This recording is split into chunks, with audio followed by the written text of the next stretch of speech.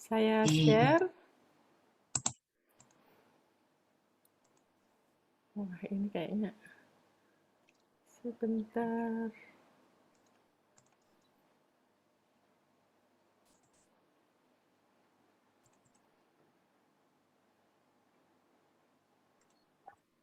Saya bantu. Oh, kok nggak muncul ya? Nggak muncul. Atau mungkin Hmm. saya share sendiri? Oh, Saya boleh. enggak Iya. apa-apa? Terima Oke. kasih loh, Dok. Oke. Baik teman-teman, menika apakah sudah nampak? Iya, sudah, Dok. Sampun nggih? Oke, baik, Sudah. terima kasih. Nggih. Baik teman-teman, assalamualaikum warahmatullahi wabarakatuh. Selamat pagi semuanya.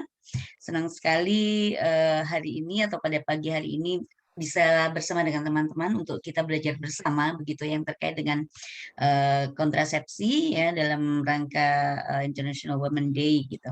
Nah, ini saya ngapunten sebelumnya gitu. Jadi saya menggunakan bahasa yang sangat sederhana dalam PPT ini karena apa namanya? Saya pikirnya yang ikut benar-benar halayak umum gitu. Jadi Iya. ini nanti bahasanya benar-benar sederhana begitu nggih. Iya. Namun tidak apa-apa nanti terkait dengan diskusi kita bisa lebih memperdalam begitu. Iya. Nah, ini teman-teman, jadi pertama kita kenali dulu nih apa sih sebenarnya kontrasepsi itu gitu ya. Jadi kontrasepsi itu sebenarnya adalah suatu upaya untuk mencegah terjadinya kehamilan. Nah, itu dari Kementerian Kesehatan RI tahun 2015 ya. Jadi adapun upaya ini itu ada yang bersifat sementara dan juga ada yang bersifat permanen gitu.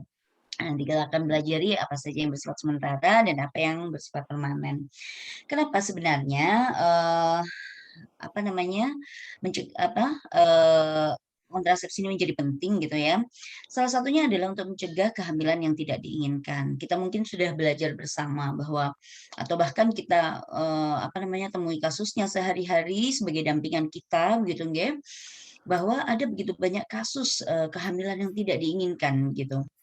Most of the case itu bukan hanya terjadi pada mereka yang unmarried ya, tetapi di dalam kehidupan marital pun kehamilan yang tidak diinginkan itu banyak sekali gitu.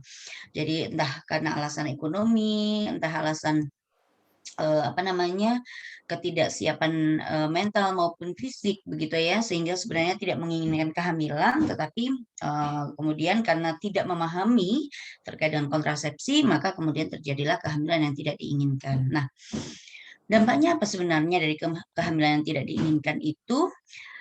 Terjadi gangguan kesehatan hingga kematian ibu dan bayi gitu, okay? Jadi misalnya nih pada beberapa kasus gitu, pada beberapa kasus pada mereka yang masih muda kemudian terjadi kehamilan yang tidak diinginkan begitu, most of the case-nya itu adalah mereka kemudian berusaha untuk menggugurkan sehingga ini ya meningkatnya angka aborsi yang tidak aman. Banyak banget cara yang ditempuh oleh mereka yang mengalami KTD ini gitu ya, dan apa namanya, dan hampir semua itu kemudian karena tidak mampu mengakses layanan aborsi yang aman, akhirnya kemudian menjadi mereka berusaha sendiri gitu, sehingga mereka melakukan aborsi yang tidak aman. Dengan apa? Banyak, dengan minum pil, dengan minum jamu-jamuan, dengan cara dipijat perutnya sampai apa namanya miskram ya istilahnya, sampai terjadi kontraksi, kemudian terjadi shock. Kalau terjadi shock neurogenik, shock yang disebabkan karena pain atau nyeri, maka itu juga bisa meninggal gitu. Kemudian juga ada juga pada apa namanya praktek-praktek tradisional gitu ya. Ini dulu yang pernah kami dapatkan pada waktu brainstorming di Papua itu bahkan ada yang sampai memasukkan kayu, saya lupa namanya itu kayu apa itu, ke dalam cervix. Jadi kayu itu dimasukkan ke dalam cervix, kemudian dia akan menyerap lendir dari cervix itu dan membuat cervix apa namanya cervix itu leher rahim ya kawan-kawan. Jadi kemudian leher rahim itu membuka dan akhirnya hasil konsepsi atau hasil pembuahan itu atau janin meluruh begitu. Nah, ini tinggi sekali gitu. Itu kalau kalau kalau kayu yang dimasukkan kotor dan kemudian terjadi infeksi, maka resiko terhadap kematian itu menjadi sangat meningkat gitu.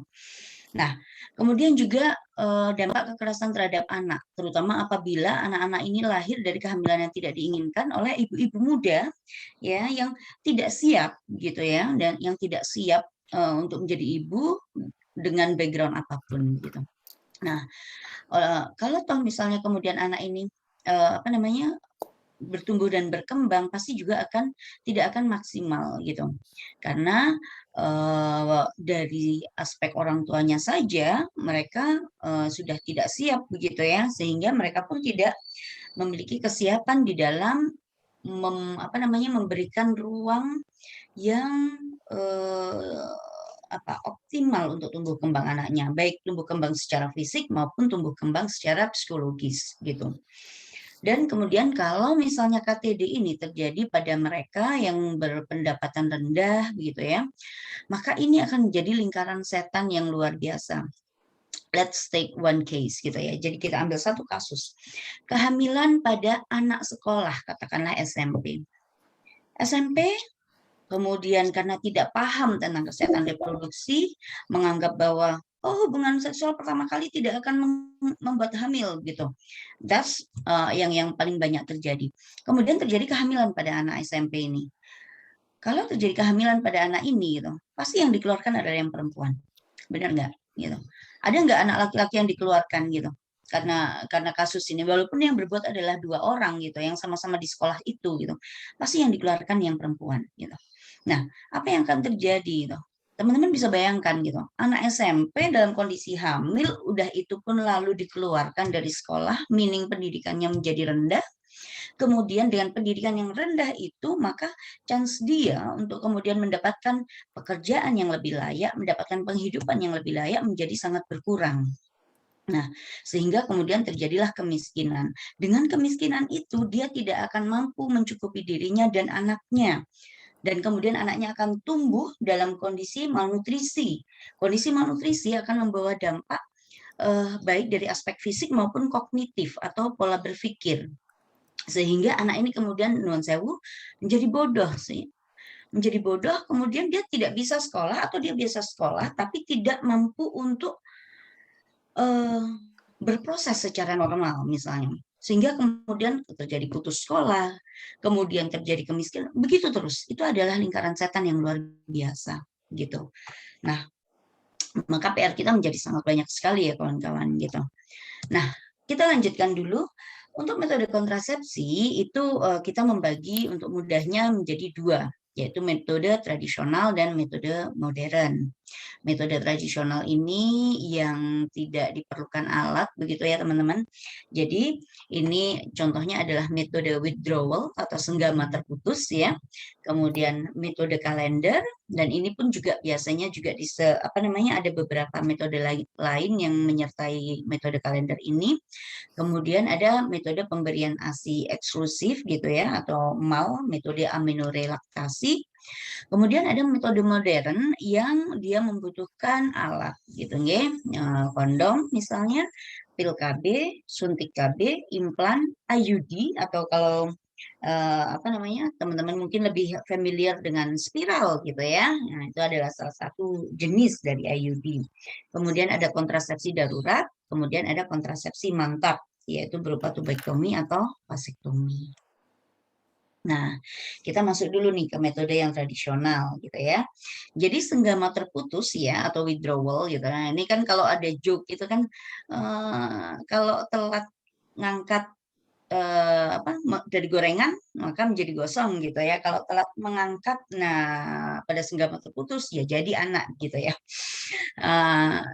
Terus senggama terputus ini gitu ya dikenal sebagai metode keluar di luar gitu. Jadi maksudnya dikeluarin di luar gitu.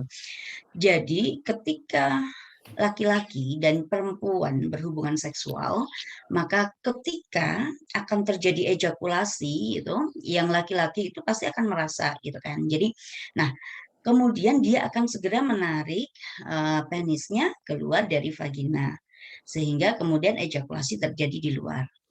Kawan-kawan, saya mau tanya dulu, apakah kawan-kawan cukup nyaman ketika saya menyebut penis dan vagina? Tidak apa-apa, Dok. Nyaman, Mbak. Nyaman. Oke. Oke, baik. Pribadi nggak masalah, Dok. Baik, karena pada beberapa situasi begitu ketika kemudian ada yang berkata apa namanya penis, vagina, kemudian testis gitu, itu merasa tidak nyaman dan kemudian menggantinya dengan istilah-istilah kayak pipit atau burung atau ya seperti itu. Jadi saya hanya mau memastikan bahwa teman-teman merasa nyaman begitu. Ketika kita belajar reproduksi, lebih baik kita menggunakan istilah-istilah yang memang kita gunakan secara literal, secara jelas begitu. Baik, saya lanjutkan. Nah, seperti itu caranya. Nah, masalahnya metode ini itu sangat rentan gagal, yaitu 1 dari setiap 5 pasangan yang menggunakan metode senggama terputus ini mengalami kehamilan gitu. Yaitu tadi gitu, telat ngangkat gitu. Why gitu kan? Kenapa gitu? Karena kadang-kadang begini, orang kadang gagal memprediksi dan mengontrol waktu ejakulasi gitu. Ada yang tidak merasa apa namanya? Tidak merasa waktu-waktu akan ejakulasi itu sehingga kemudian tidak segera dikeluarkan.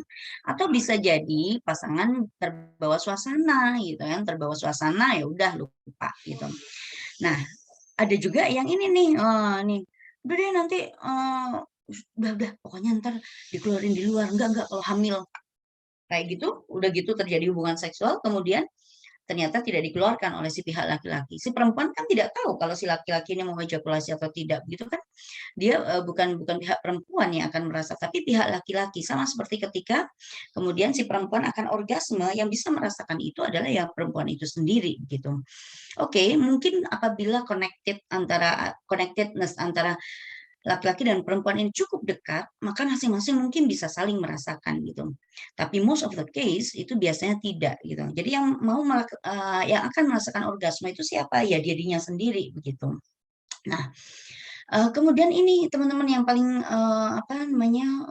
asumsi bahwa kalau apa namanya senggama terputus dikeluarkan, udah dikeluarkan di luar kok bisa aja sih hamil gitu kan. Nah, lupa gitu bahwa cairan pre-ejakulasi, jadi sebelum terjadinya ejakulasi itu ya, itu ada namanya cairan pra-ejakulasi ya, yang biasanya dia juga berfungsi untuk lubrikasi atau membuat lubrikasi itu membasahi gitu ya, sehingga tidak terlalu nyeri gitu ya. Kalau di perempuan itu juga cairan vagina, nanti kalau di laki-laki itu ada kumnya itu, cairan praejakulasi. Nah, itu sendiri juga sebenarnya mengandung sperma itu. Nah, oleh karena itu memang untuk withdrawal atau senggama terputus itu kegagalannya sangat tinggi sekali. Bayangkan ini 1 dari 5 pasangan. Berarti kalau 100 berapa yang hamil gitu kan? Atau kalau 10 berarti 2. Nah, kalau 100 berarti 20 yang hamil gitu kan? Itu tinggi sekali ya. Jadi 20 mencapai segitu angkanya. Nah, kemudian ini adalah metode kalender. Metode kalender ini adalah pencegahan kehamilan dengan menggunakan siklus menstruasi, teman-teman. Nah, jadi karena dia menggunakan siklus menstruasi, itu yang bisa menggunakan kalender atau metode kalender ini adalah mereka yang memiliki siklus haid teratur, yaitu yang pendek 26, yang paling panjang 32, kita rata-rata berada di 28 hari, gitu ya. Nah, kalau haidnya ini teratur atau tepat waktu, itu bisa. Tapi kalau enggak, maka jangan menggunakan metode kalender. Nah, metode kalender ini dibutuhkan kerjasama yang baik antara pasangan suami istri atau pasangan seksual gitu ya. Kenapa? Bayangin loh gitu, harus puasa 7 hari ya, gitu kan, rata menstruasi 7 hari gitu. Nah, jadi kalau seperti ini kan waktu haid dia harus puasa gitu kan pasangannya, kemudian waktu ovulasi atau waktu subur dia juga harus puasa. Nah, itu kan butuh kedisiplinan yang kuat banget gitu ya. Nah, oleh karena itu metode kalender ini dibutuhkan komitmen gitu ya dan dibutuhkan kedisiplinan. Nah, angka kegagalannya sendiri juga cukup tinggi gitu. Jadi sekitar 24%. Biasanya ini terjadi karena kesalahan hitung biasanya. Jadi salah menghitung gitu kan, salah menghitung. Menghitungnya itu maju. Misalnya kalau seperti ini mensnya misalnya tanggal 1 sampai 7 gitu. Maka kemudian dia menghitungnya tanggal 8 sampai 19 ini masa subur, padahal menghitungnya adalah dari jadwal dari harus jadwal berikutnya begitu ya. Kemudian dia menghitung maju begitu. Jadi misalnya nih mens berikutnya itu tanggal 30. Ya berarti dia harus menghitung mundur nih gitu. 1 2 yang paling optimal itu ada di daerah sini ya. Jadi 12 13 14 15 ini ya. Nah, di sini ini bisa kemudian diberikan tanda gitu kan tanggal 19 gitu. Mohon maaf sebentar, mohon maaf.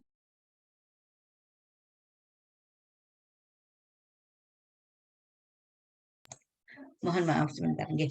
Baik, kita lanjutkan. Nah, biasanya kesalahan ini adalah kesalahan menghitung. Jadi kegagalannya juga karena disebabkan kesalahan menghitung. Oleh karena itu biasanya metode kalender ini juga dipandu atau dikombinasi dengan metode yang lain seperti metode thermal dan metode cairan vagina. Jadi pas misalnya tanggalnya katakanlah tanggal subur itu pada saat masa subur atau fertil, maka biasanya temperatur tubuh basal kita, jadi kalau bangun tidur teman-teman kemudian punya termometer ya, diukur biasanya itu lebih hangat gitu dibanding dengan masa-masa di luar masa fertil itu, masa subur ya, masa fertil. Dan selain itu kalau teman-teman perhatikan silahkan ya dirasakan sendiri gitu. Cairan vagina itu kalau teman-teman ambil pada waktu kita membersihkan membersihkan area vaginal gitu ya. Itu teman-teman kalau misalnya ambil cairan vagina itu, kalau dia itu thick ya, tebal, maka itu teman-teman berada pada area infertil gitu. Jadi area infertil itu maka dia biasanya di area sini ya, sebelum mendekati menstruasi dan sesudah ini di sini. 8 9 10 ini biasanya cairan vagina itu tebal. Tapi tebal itu maksudnya gini, diambil gitu ya, terus teman-teman taruh di ibu jari dan jari telunjuk gitu ya, kemudian direnggangkan gitu. Masa subur itu ditandai dengan cairan vagina yang elastis gitu. Jadi itu bisa panjang sekali, kemudian dia baru putus. Tapi kalau pada masa-masa yang infertil ini ya, masa-masa menjelang haid atau sesudah haid 2 atau 3 hari, 4 hari sesudah haid, maka teman-teman akan bisa melihat bahwa lendir itu akan dia tebel gitu. Jadi baru segini aja udah langsung putus terus gitu. Nah, maka metode kalender itu bisa dikombinasi dengan melihat elastisitas dari cairan vagina dan juga metode suhu tubuh basal tadi begitu. Nah, kemudian ada pemberian ASI eksklusi atau metode MAL kita biasanya sebut ya. Nah, kenapa ini bisa dijadikan juga sebagai salah satu metode kontrasepsi tradisional? Karena pada saat kita menyusui gitu ya, maka hormon prolaktin atau hormon pembentuk ASI ini dia meningkat. Nah, kalau prolaktin meningkat, maka hormon di dalam tubuh kita yang namanya LH dan estrogen itu menurun gitu. Sehingga ovulasi itu tidak akan terjadi. Coba perhatikan kalau bagi kawan-kawan yang sudah pernah melahirkan begitu ya, dan kemudian menyusui begitu ya. Kalau pada saat menyusui itu gitu, antara selesai terjadinya nifas sampai kemudian menstruasi kembali itu biasanya ada jeda. Ada yang 2 bulan, ada yang 3 bulan baru kemudian menstruasi lagi gitu. Kalau pengalaman pribadi saya dulu sampai 9 bulan gitu. Jadi benar-benar 6 bulan saya menyusui secara eksklusif itu tidak menstruasi sama sekali. Kemudian sampai usia bayi saya 9 bulan begitu baru kemudian saya menstruasi gitu. Jadi masing-masing orang itu biasanya panjangnya ini berbeda. Nah, syarat pemberian syaratnya metode amenorelaktasi itu harus ini, bahwa ibu harus menyusui bayi secara eksklusif. Artinya betul-betul ASI tok selama 6 bulan. Ketika sebelum 6 bulan sudah dicampur dengan sufor, maka biasanya produksi ASI akan menurun dan kemudian terjadi menstruasi. Nah, kalau sudah mengalami menstruasi, maka metode MAL ini tidak bisa dipakai gitu. gitu ya. Dan kalau pemberian ASI eksklusif ini atau metode MAL itu hanya bisa dilakukan bayi berusia kurang dari 6 bulan. Karena setelah lebih dari 6 bulan biasanya kan bayi itu udah mulai kita kasih MPASI.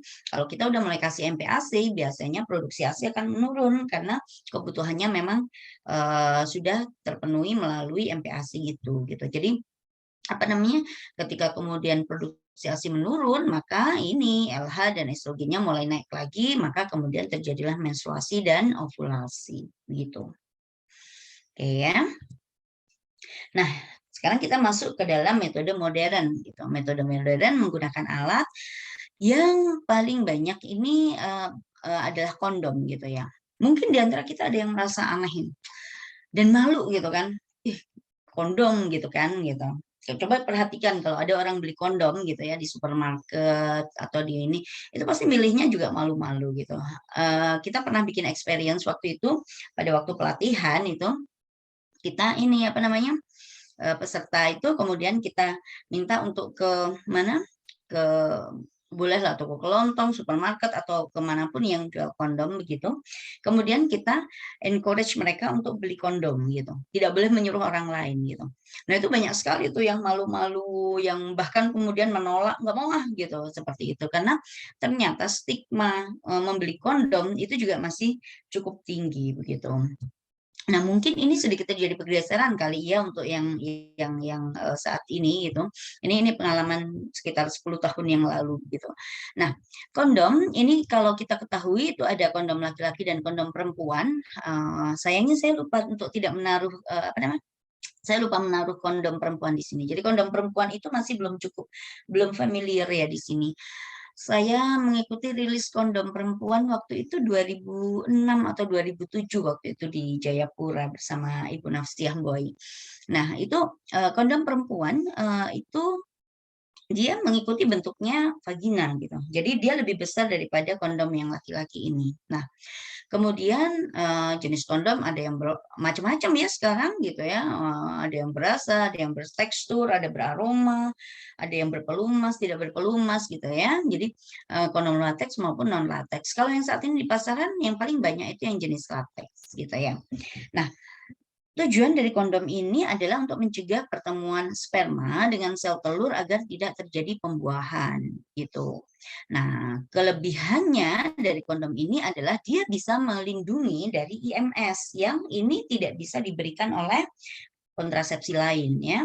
Jadi kenapa kalau misalnya teman-teman perhatikan gitu ya, kalau kita bergerak di bidang pencegahan dan penanggulangan HIV gitu, itu pasti kondom ini menjadi ini apa namanya ujung tombak gitu ya di garda depan sebelum apa namanya setelah kita mengusahakan perubahan perilaku begitu. Jadi perubahan perilaku beresiko. Maka kondom ini yang dia apa namanya kita istilahnya campaign gitu ya, kampanyekan. Kenapa? Karena ini dia bisa melindungi apa namanya pengguna dari IMS selama kondom itu digunakan dengan tepat. Artinya pas waktu makainya juga tepat, tidak sampai robek, tidak sampai pecah ya. Jadi kalau misalnya pemakaiannya tidak apa namanya tidak tepat, maka dia bisa pecah gitu atau bocor begitu. Nah, kalau kondom bocor dari pabrik itu sangat kecil sekali kemungkinannya begitu. Nah, satu kondom hanya bisa digunakan untuk satu kali berhubungan seks. Jangan dipakai kondom untuk berulang kali begitu ya. Jadi satu kondom hanya untuk satu kali berhubungan seks. Ada mitos gitu ya bahwa kalau pakai kondom nggak enak gitu. Soalnya itu akan mengurangi kenikmatan dan bisa tidak orgasme begitu katanya. Tetapi bagi mereka yang paham tentang ilmu seksualitas gitu ya, sebenarnya the biggest organ gitu ya, the biggest organ sex itu ada di brain gitu. Jadi kemampuan dari pasangan untuk kemudian menggunakan brainnya sebagai organ seks itu sebenarnya yang paling penting begitu. Sehingga mitos-mitos yang semacam itu bisa kita patahkan gitu ya. Oke. Kemudian berikutnya adalah pil KB. Nah, ini teman-teman kalau perhatikan nanti ya, di antara semua metode yang nanti kita pelajari itu, yang untuk laki-laki itu hanya kondom dan vasektomi gitu. Sisanya adalah untuk perempuan. Nah, ini menjadi challenge untuk kita gitu bahwa pada pengembangan ke depan nih gitu. Bagaimana kalau kontrasepsi itu dikembangkan juga untuk laki-laki gitu? Kenapa harus perempuan terus gitu? Apalagi yang terkait dengan metode-metode yang melibatkan hormonal seperti pil KB, suntik, implan gitu ya. Nah ini makanya kan perempuan ini sedih banget gitu ya. Jadi sedih banget gitu. Kontrasepsi mau memutuskan sendiri nggak bisa. Kadang-kadang harus diputuskan oleh suaminya. Udah begitu, yang harus menjalani atau menerima kontrasepsi ini si perempuan juga gitu. Jadi ini menjadi materi yang mungkin menarik untuk dibahas ke depannya begitu ya, yang terkait dengan kontrasepsi dan pilihan-pilihannya begitu. Nah, kemudian ini pil KB, kawan-kawan. Jadi pil KB ini ada yang kombinasi ya, jadi kombinasi estrogen dan progesteron. Kemudian juga ada pil progesteron berupa pil mini atau pil laktasi ya. Jadi pil KB yang tidak mengganggu laktasi atau tidak mengganggu proses menyusui itu juga ada. Nah ini teman-teman perhatikan. Kalau kita lihat pil KB yang kombinasi itu biasanya untuk memudahkan minum itu gitu ya, di baliknya itu sudah ada tanda petunjuknya nih, mulainya dari mana nih, nah dari sini dulu, oke nanti dia turun gitu. Jadi pil KB ini harus diminum setiap hari dan diusahakan pada jam yang sama gitu ya. Jadi misalnya kita minum pil KB-nya jam 8 pagi, ya udah jam 8 pagi aja terus gitu. Atau kalau mau aman malam deh gitu kan, apalagi kalau misalnya bagi yang puasa gitu kan, entar kalau misalnya saya minum jam 8 pagi nggak bisa dong. Oke. Setiap jam 8 malam, maka jam 8 malam setiap jam 8 malam maka dia harus minum ini gitu. Sebisa mungkin pada jam yang sama. Nah, bagaimana pil KB ini bergerak atau berfungsi gitu ya. Jadi pil KB ini memanipulasi kadar hormon dalam tubuh untuk mencegah pelepasan sel telur gitu ya. Dan kemudian mencegah penebalan dinding rahim. Kemudian dia mengentalkan lendir leher rahim. Nah, ini loh yang tadi saya bilang ya. Jadi pada saat kita pada fase infertil tadi itu kan lendir leher rahim itu akan kental gitu. Nah, itu juga dengan bantuan pil KB maka salah satu efeknya ketika kita minum pil KB itu adalah lendir leher rahim itu menjadi kental sehingga menyulitkan masuknya sperma gitu nggih. Nah, kemudian untuk pil KB itu efektif melindungi dari kehamilan selama masa konsumsi pil KB dan diminum secara tepat dan konsisten. Nah, ini yang kadang-kadang menjadi gagal karena lupa minum pil KB gitu ya. Nah, seperti tadi yang saya sampaikan, pil KB tidak melindungi dari IMS. Nah, beberapa pil KB itu bisa menjaga siklus menstruasi tetap teratur dan juga mengurangi nyeri menstruasi yang mungkin terjadi gitu. Nah, yang berbeda kemudian adalah yang jenis suntik ya. Jadi yang jenis suntik jenisnya itu ada suntikan KB kombinasi estrogen dan progesteron atau ada juga suntikan KB progesteron saja. Nah, yang KB ini, suntikan ini karena juga hormonal gitu ya, jadi sama memanipulasi kadar hormon gitu ya. Dan jenisnya itu ada yang 1 bulan dan ada yang 3 bulan. Nah, pada suntik KB ini ada yang ketika dapat suntik KB ini nggak menstruasi sama sekali, ada.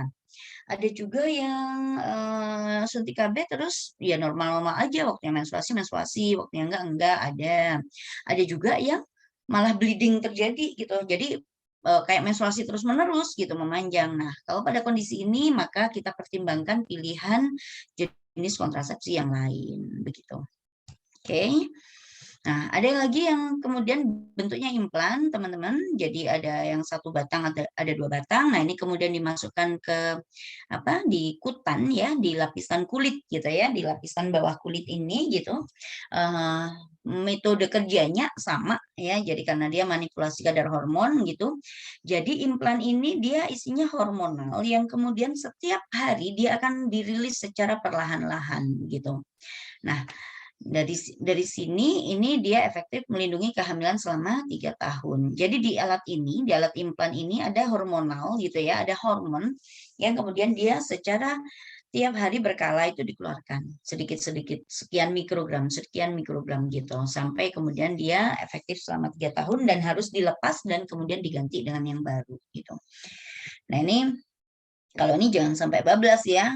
Sering banget tuh kalau misalnya yang bablas tuh biasanya jenis-jenis yang spiral ya, atau IUD. Spiral yang seharusnya 3 tahun sampai 5 tahun itu bablas sampai seumur hidup gitu kan. Nah itu banyak terjadi. Nah kalau implan itu jangan sampai terjadi, begitu 3 tahun maka dia harus segera diambil dan kemudian digantikan dengan yang baru. Nah, kemudian IUD. Nah, IUD ini adalah kalau udah bahasa Indonesia AKDR ya, alat kontrasepsi dalam rahim.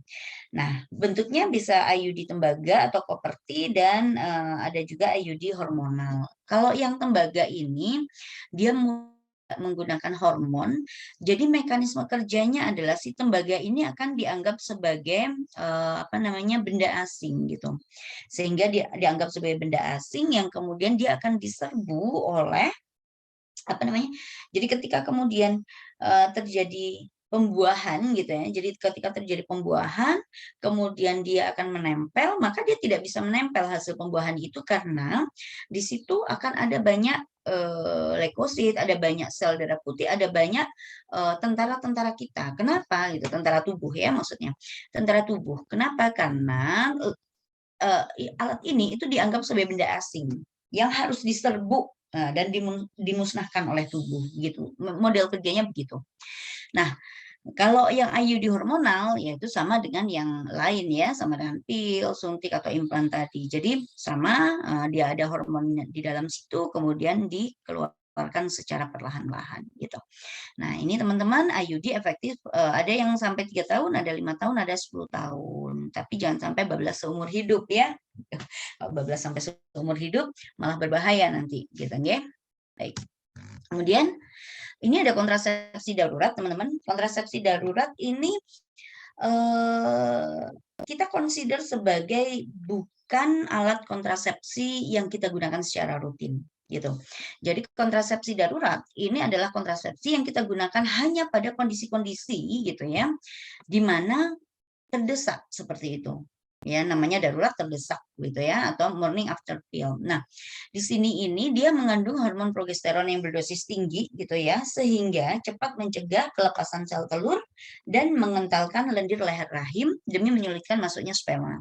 Jadi ini langsung diminum ya, langsung diminum setelah berhubungan seksual begitu. Nah, di sini kalau teman-teman perhatikan gitu ya, ini bisa digunakan jika tidak menggunakan alat kontrasepsi, katanya kan bilangnya begitu. Namun kita sarankan tidak digunakan secara rutin, gitu ya. Kita sarankan tidak digunakan secara rutin. Yang kita suggest biasanya untuk pilihan-pilihan metode adalah selain kontrasepsi darurat ini. Nah, ini ya tapi kalau misalnya kemudian dia sudah minum pil KB, terus lupa minum 2 hari berturut-turut atau 3 hari berturut-turut, tapi kemudian terjadi hubungan seksual, maka kontrasepsi darurat bisa segera dilakukan atau segera dikonsum gitu ya. Seperti itu. Ini yang paling banyak teman-teman. Jadi beberapa korban pemerkosaan yang kemudian, kebetulan saya juga bekerja bersama teman-teman di WCC Dian Mutiara di Malang begitu. Jadi beberapa kasus itu ketika terjadi kasus perkosaan segera kemudian kita atasi dengan morning after pill ini ya gitu. Dulu sempat ada 1-2 kasus yang alhamdulillah kemudian tidak terjadi kehamilan gitu ya akibat perkosaan ini gitu. Padahal waktu itu sih sebenarnya saya sudah simis gitu ya, karena sudah lebih dari 72 jam gitu baru kemudian ditanyakan atau dikonsulkan ke saya, sehingga waduh ini iso apa enggak ya, coba wae gitu, coba wae gitu. Alhamdulillah ternyata enggak jadi, maksudnya enggak jadi hamil gitu setelah minum morning after pill ini. Nah, kemudian di sini untuk kontrasepsi darurat ini efektif mencegah kehamilan jika diminum 2 butir sesegera mungkin ya, maksimal kurang dari 120 jam. Jadi kurang dari 5 hari gitu ya. Kalau kita biasanya itu morning after pill itu sangat efektif apabila segera dikonsum kurang dari 72 jam. Ya, jadi kurang dari 72 jam segera. Maka itu tingkat efektivitasnya cukup tinggi gitu. Nah, namun di sini juga bisa sampai 5 hari. Yang jelas kalau lebih dari 5 hari maka efektivitasnya menjadi sangat rendah begitu. Nah, Kemudian kita masuk pada kontrasepsi mantap, teman-teman. Jadi untuk kontrasepsi mantap itu adalah kontrasepsi yang ditujukan ya untuk mencegah kehamilan jelas ya, namun dalam jangka waktu yang lama atau tidak terbatas. Nah, pilihannya ada dua, yaitu vasektomi ya, vasektomi atau tubektomi. Nah, kalau teman-teman perhatikan tadi ya, yang saya bilang ini adalah rahim, begitu ya. Ini adalah vagina, ini adalah sel telur ya, atau sorry indung telur gitu ya, atau ovarium. Ini adalah tuba ya, ini adalah tuba atau tuba atau pipa begitu ya. Ini adalah fimbrie atau corong. Jadi ceritanya itu gini. Indung telur itu ketika hormon tinggi ya, estrogen yang sangat tinggi, jedar gitu ya, meningkat, kemudian terjadilah ovulasi. Sel telur ini kemudian dia akan ditangkap oleh fimbrie dan kemudian akan masuk ke dalam tuba. Nah, ketika kemudian terjadi hubungan seksual ya, misalnya terjadi hubungan seksual, maka sperma ini kemudian dia akan jalan tuh dari vagina sampai rahim. Kadang-kadang ketemu di sini, kadang-kadang yang paling banyak itu ketemunya di sebentar. Ketemunya di sini nih kadang-kadang atau di sini. Setelah mereka bertemu terjadi pembuahan, kemudian menjadi pembelahan sel ya, jadi morula, blastula, gastrula. Wah, itu teman-teman nggak usah ini ya, nggak usah dihafalin gitu. Pokoknya terjadi pembuahan dan kemudian membelah sampai kemudian menempel di dinding rahim. Dia bisa memilih di atas, yang paling banyak adalah di atas ini ya, jadi daerah fundus, di daerah badan sini ya, begitu. Nah, yang dengan demikian begitu pada tubektomi ya orang mungkin saya di-unmute sebentar, ya. Nah, yang biasanya terjadi, jadi yang pada tubektomi itu yang dilakukan pemotongan atau pengikatan itu adalah pada tuba ini. Metodenya ada yang dipotong kemudian diikat ya.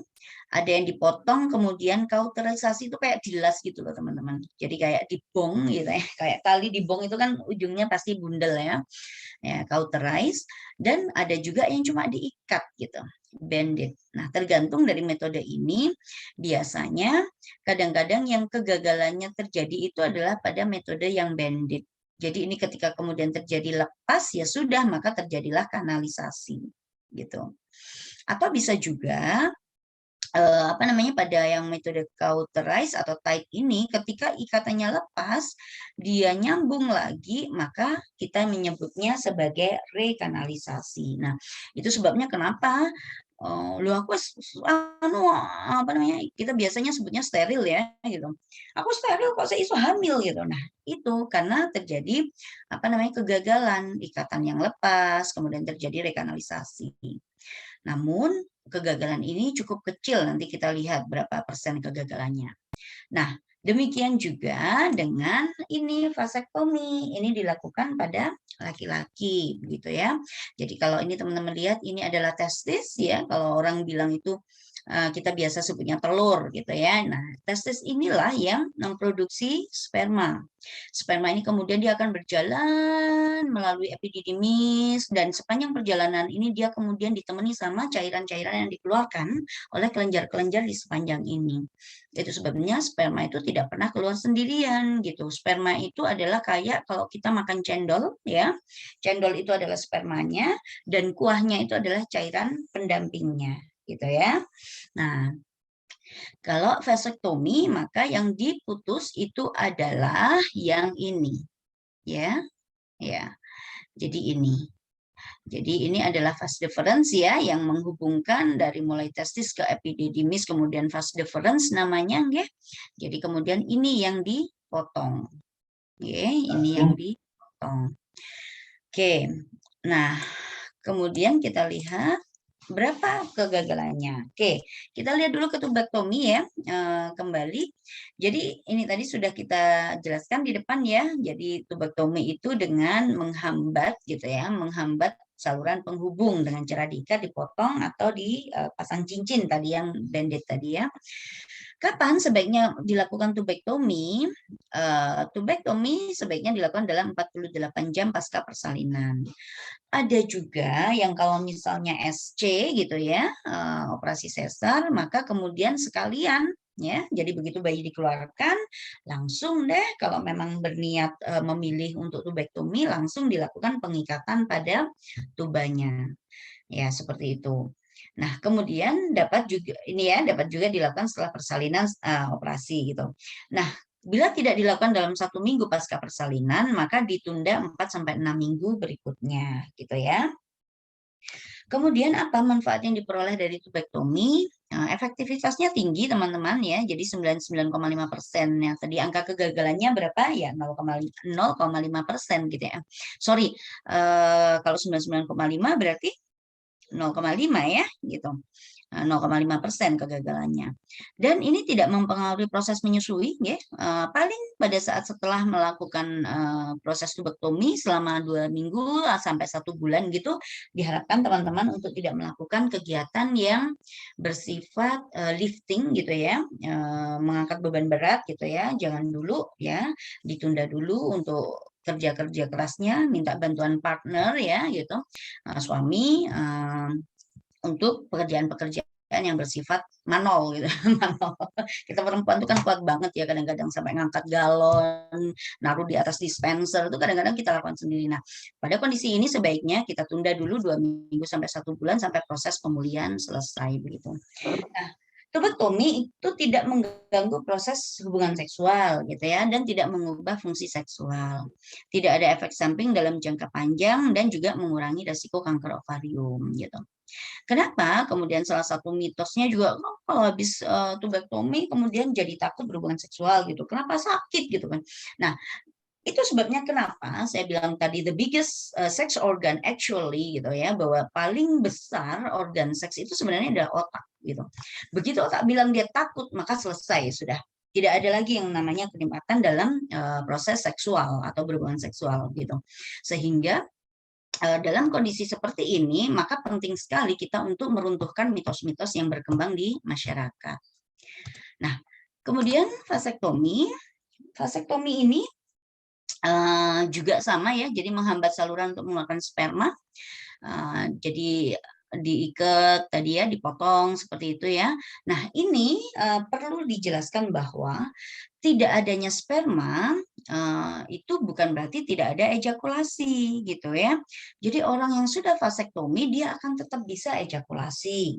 Namun yang dia keluarkan itu adalah cairan saja, yaitu cairan semen gitu ya. Ini bacanya semen ya, bukan semen. Kalau cairan semen yang untuk apa batu bata bukan, cairan semen gitu. Nah, jadi yang keluar pada saat laki-laki dengan vasektomi itu mengalami ejakulasi, yang keluar hanya cairan semen, bukan sperma. Lalu bagaimana dengan spermanya? Ya nggak ada masalah. Spermanya akan direabsorpsi begitu aja, begitu. Sama seperti ketika tubektomi, telur tetap dikeluarin nggak? Ya tetap gitu. Tapi dia akan kemudian secara otomatis ya, karena dia part of body gitu ya, bagian dari tubuh, dia akan diresorpsi gitu, diserap gitu. Jadi tidak ada masalah dengan itu. Nah, keuntungannya vasektomi ini adalah efektivitasnya tinggi. Teman-teman bisa lihat ya, 99,6 sampai 99,8% gitu kan. Dan dia sangat aman, tidak terdapat efek jangka panjang, sangat efektif dan juga efisien dalam hal biaya gitu kan nggak harus beli kondom gitu kan. Nah, seperti itu. Atau kalau dia istrinya yang ber-KB kan dia tidak perlu membelikan alat-alat KB gitu ya untuk istrinya gitu karena dia sudah vasektomi. Nah, seperti itu. Namun memang untuk vasektomi ini yang paling besar di masyarakat itu hambatannya adalah hambatan dari sisi kultural gitu kan. Karena bagaimanapun laki-laki itu sampai usia 60 tahun pun itu masih bisa menghamili gitu. Jadi kalau perempuan begitu usia 50 tahun menopause, kemudian menstruasi berhenti, maka chance kita untuk hamil itu menjadi sangat rendah bahkan sampai pada 0 gitu ya. Tetapi beda dengan laki-laki sampai usia 50, 60, 70 selama dia selama dia masih bisa ejakulasi begitu, dia masih bisa menghamili begitu. Namun tentu kualitas spermanya juga menjadi berbeda gitu ya. Oke. Nah, ini kawan-kawan mitos seputar kontrasepsi yang saya coba kumpulkan dari internet begitu ya. Nanti mungkin teman-teman juga bisa menambahi gitu ya dalam diskusi kita.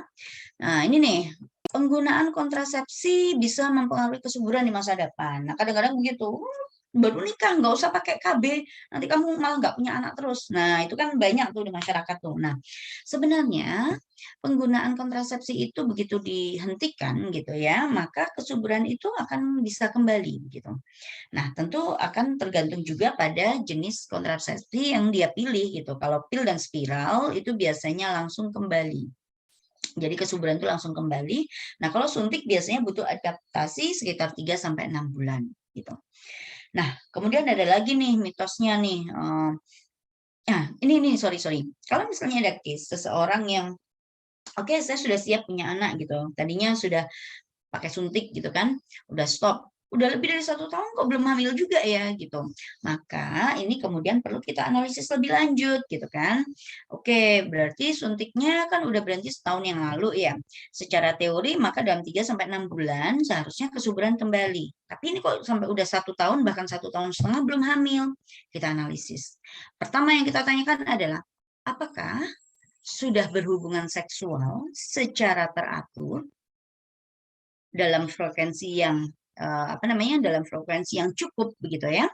Yang pertama, karena ternyata kawan-kawan, ketika saya praktek pun ya, ketika melakukan konseling terkait dengan kontrasepsi atau konseling terkait dengan program punya anak gitu, ternyata ada juga mereka yang berhubungan seksual itu dalam 1 bulan cuma 1 kali gitu. Ya kalau sebulan cuma sekali atau 2 kali, kapan jadinya? Udah begitu berhubungan seksualnya ternyata pada masa yang infertil pula. Ya susah gitu ya. Jadi itu yang paling pertama dilakukan adalah tanya frekuensi berhubungan seksualnya berapa kali dalam 1 bulan gitu.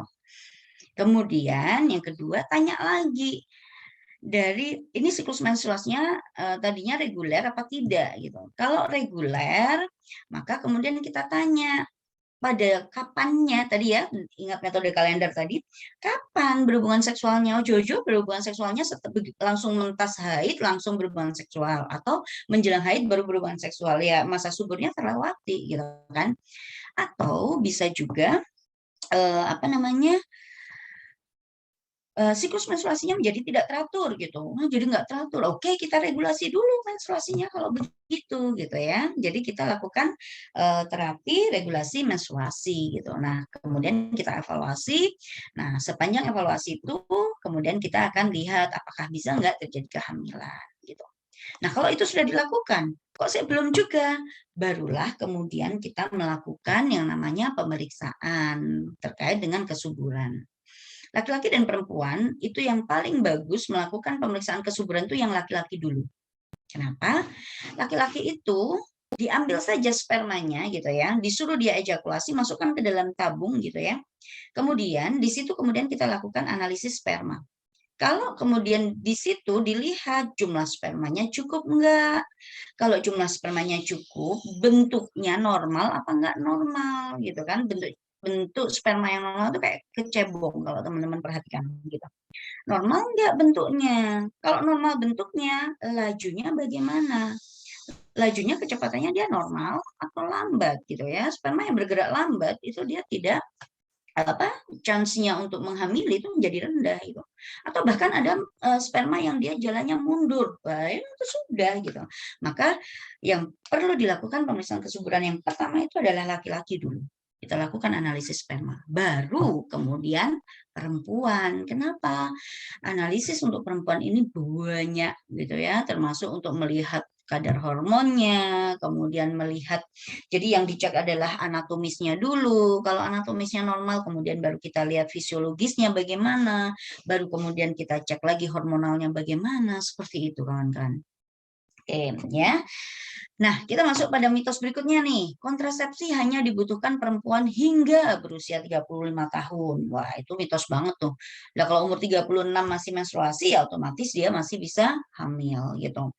Atau kontrasepsi, kalau habis nikah jangan pakai kontrasepsi gitu. Ntar nggak bisa hamil-hamil terus gitu. Nah, itu juga termasuk mitos ya, karena kita tadi sudah berbicara tentang bagaimana pengembalian masa subur setelah penggunaan kontrasepsi.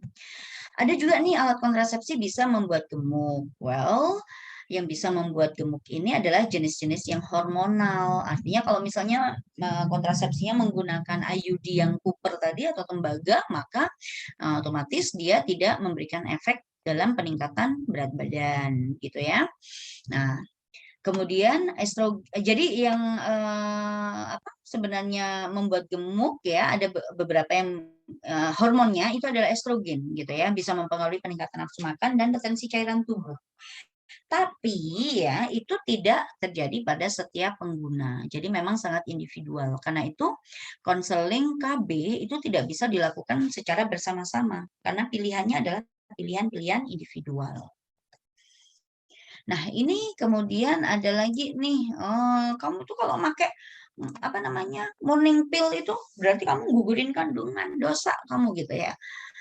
Well, morning pill itu hanya bisa digunakan 3-5 hari usai berhubungan seksual. Artinya sebelum terjadi pertemuan antara sperma dan sel telur, nah itu yang dicegah. Jadi bukan kemudian menggagalkan gitu ya, apa namanya, yang udah ketemu gitu ya, kemudian minum morning pill gugur, enggak kayak gitu model kerjanya gitu. Jadi dia begitu misalnya berhubungan seks, maka kemudian minum morning pill, maka di situ langsung hormonnya bekerja. Lendirnya menjadi kental. Kemudian hormon yang tinggi tadi itu mencegah supaya ovumnya atau sel telurnya itu tidak bisa keluar gitu. Jadi bukan menggugurkan gitu ya, berbeda.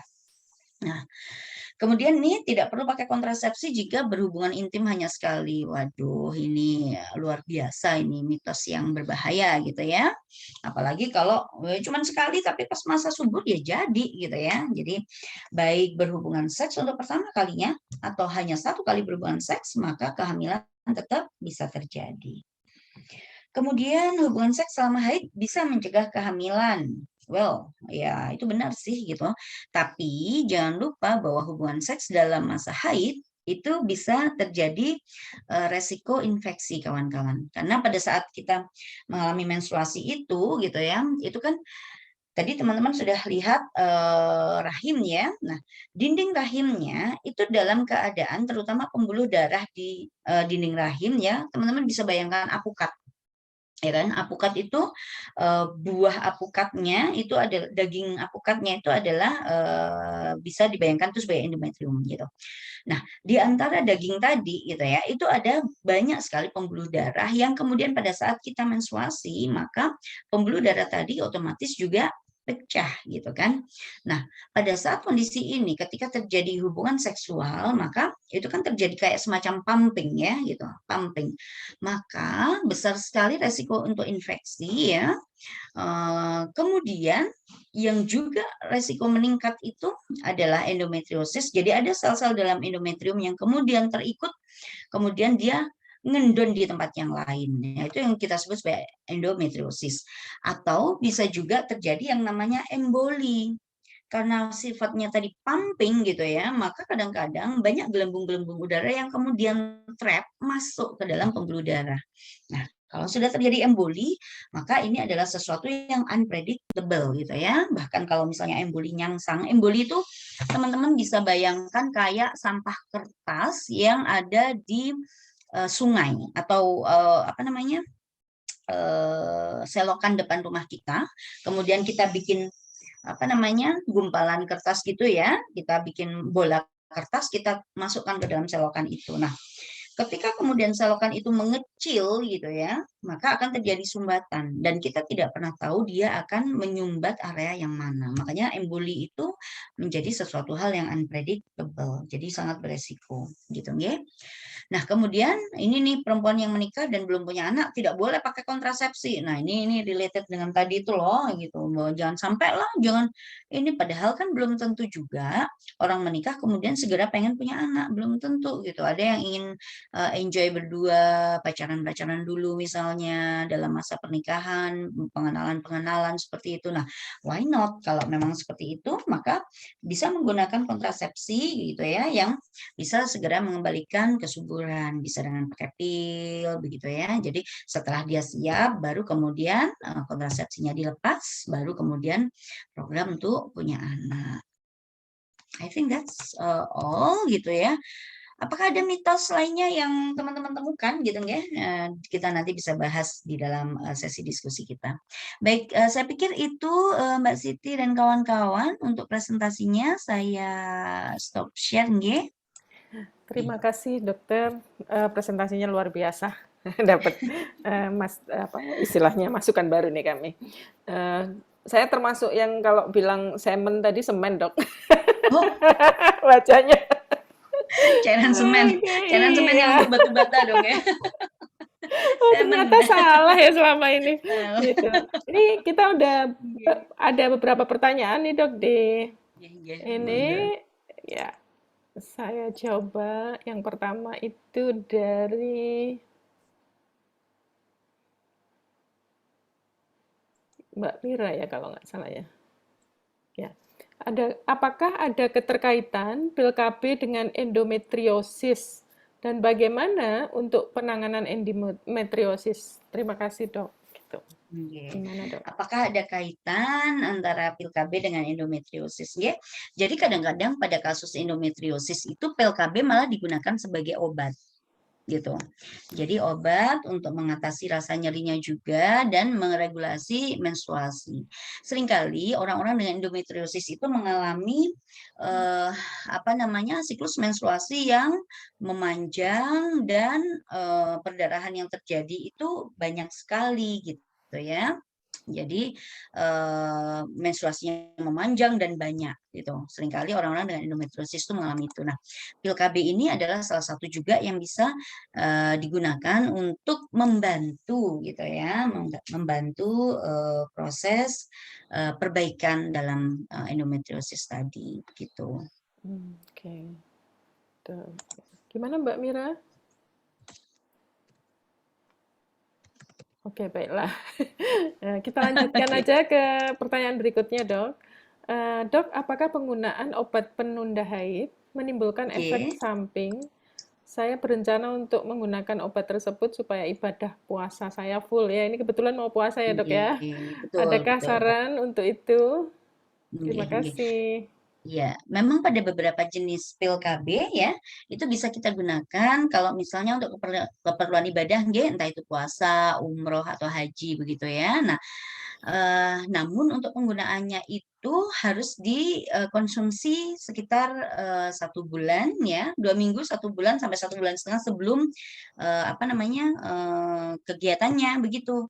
Jadi nggak bisa besok mau berangkat umroh baru minumnya, nggak bisa gitu, terlambat karena dia akan butuh waktu untuk kemudian meregulasi sistem hormon internal gitu.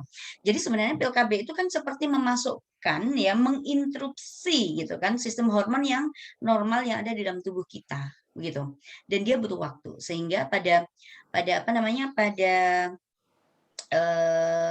kalau kita mau menggunakan itu maka harus kita berikan dulu tubuh ya waktu untuk mengadaptasi ya sehingga kemudian hormon itu dikontrol oleh pil KB tadi baru kemudian kita bisa mendapatkan efeknya.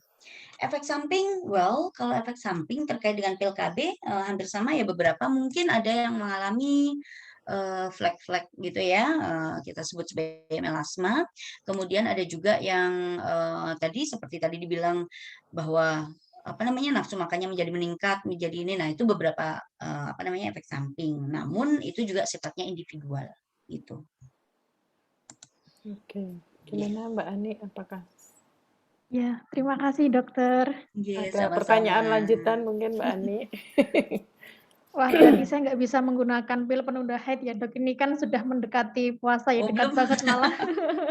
belum mulai ya, udah 9 hari lagi ya kita puasa ya. Jadi Iya. kalau kalau sudah segini biasanya agak susah gitu. Jadi harusnya mulainya itu paling tidaklah 1 bulan gitu ya sebelum mulai itu lebih ideal tuh gitu. Tapi kalau udah 10 hari menjelang puasa kayaknya kok ya susah ya gitu. Jadi nggak bisa dadakan. bukan tahu bulat ya. Iya Nggih, kan nggih. saya pikirnya bisa kilat gitu ya. Jadi kan Nggak bisa. jadi bisa langsung gitu.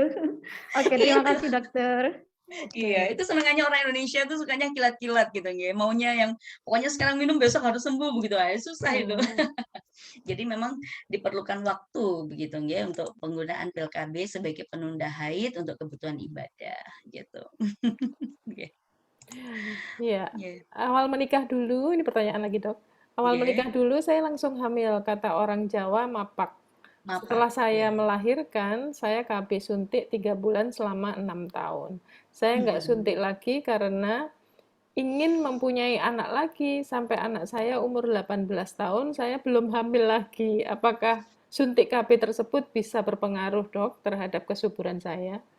Iya, nah itu tadi yang saya sampaikan nggih. Jadi ketika kemudian kita memilih salah satu metode kontrasepsi tadi itu suntik ya, begitu pengen program punya anak, maka seharusnya itu tidak boleh dilakukan, tidak boleh dibiarkan begitu. Kalau memang kita berniat untuk program gitu, maka itu harus dievaluasi gitu. Apakah siapa tadi yang tanya?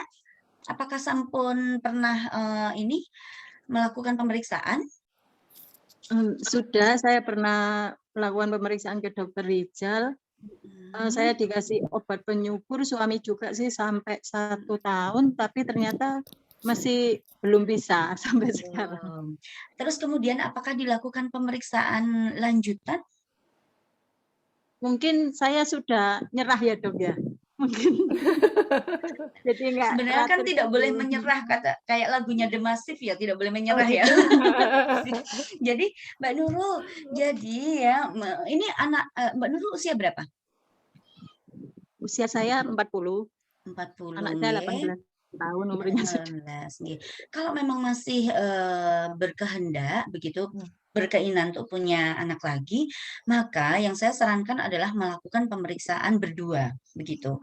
Seperti yang tadi saya sampaikan, lakukan dulu pemeriksaan pada suami ya, dilakukan analisis sperma, baru kemudian pada istri gitu. Karena pada istri itu pemeriksaannya cukup banyak gitu ya, mulai anatomisnya dicek dulu, apakah ada gangguan ya pada salurannya begitu, apakah anatomisnya, kadang-kadang bentuk rahim ya, bentuk rahim yang normal itu kan antefleksi ya, jadi dia tuh begini gitu. Nah, pada kondisi yang berbeda begitu, maka itu juga mempersulit kondisi kehamilan gitu. Jadi angel hamil gitu. Makanya pada waktu awal itu kemudian kita lakukan dulu pemeriksaan anatomis dari organ reproduksi perempuan ini gitu ya. Ini analisis sperma sudah dilakukan nih, katakanlah normal. Kita cek yang perempuan. Secara anatomis normal enggak? Bentuknya normal enggak? Arahnya normal enggak? Kemudian ada sumbatan atau tidak gitu. Nah, kalau secara anatomis normal, baru kemudian kita lanjutkan pemeriksaan fisiologis gitu kan. Pemeriksaan fisiologisnya normal enggak? Siklus menstruasinya normal enggak? Sesuai dengan teratur enggak gitu. Yang penting teratur itu ya gitu. Entah yang fase pendek atau fase panjang gitu ya, yang siklus pendek atau siklus panjang atau siklus ini. Kalau itu normal, baru kemudian kita lakukan pemeriksaan kadar hormonal gitu. Seperti itu. Iya, tapi apakah ini berpengaruh juga ya dok? Setelah saya melahirkan 8 hari itu kan mertua saya itu datangkan dukun bayi itu loh. Katanya sih benakno weteng katanya gitu. Terus saya disalahkan orang-orang tuh jenenge walik dada, diwalik rahimmu gitu. Nah, Apakah berpengaruh juga dok?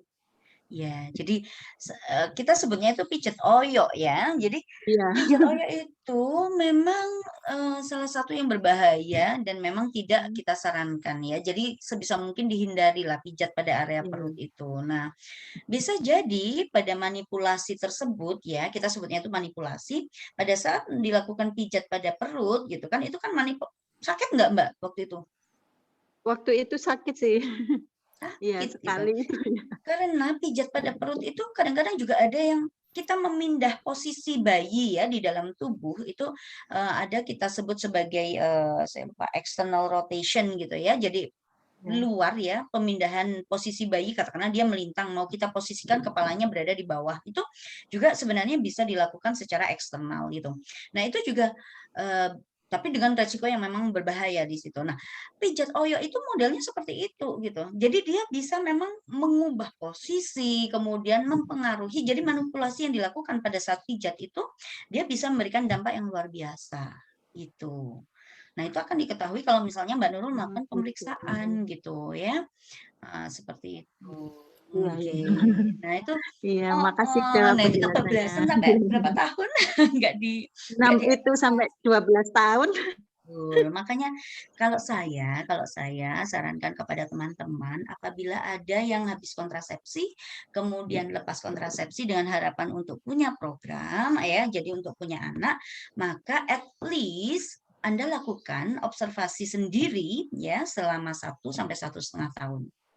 Kalau udah lepas KB 1 tahun sampai 1,5 tahun belum juga ada belum ada nampak kehamilan, maka jangan konsul sama dokter sama bidan. Carilah dokter dan bidan yang bisa memberikan informasi dan edukasi yang cukup gitu ya. Jadi jangan cuman kalau nggak apa-apa dok ini gimana ya sebenarnya, oh nggak apa-apa berhubungan seksual aja yang sering-sering ya cuman gitu doang, nggak bisa kayak gitu. Jadi saya kalau misalnya kebetulan kalau untuk pasien-pasien seperti ini biasanya saya taruh dia di belakang. Saya bilang jenengan mau cepet tapi nggak dapat apa-apa atau mau menunggu pasien saya selesai, saya akan kasih waktu Anda 30 menit untuk kita analisis masalah jenengan bersama-sama gitu. Jadi pasien konseling biasa saya taruh di akhir praktek begitu ya. Nah, itu paling tidak untuk melakukan konseling itu butuh 15 sampai 20 menit begitu. Saya menggali informasinya dulu, saya coba analisis kausa kemungkinan yang paling utama apa dan kemudian apa yang akan kemudian kita lakukan gitu. Jadi seperti itu gitu. Nah, masalahnya memang ya nggak semua bidan bisa begitu, nggak semua dokter juga kadang-kadang begitu gitu kan. Kadang-kadang kan yang penting Mungkin saya salah menangani dokter waktu itu. sebenarnya Dokternya nangani pendiam pasien banget. gitu.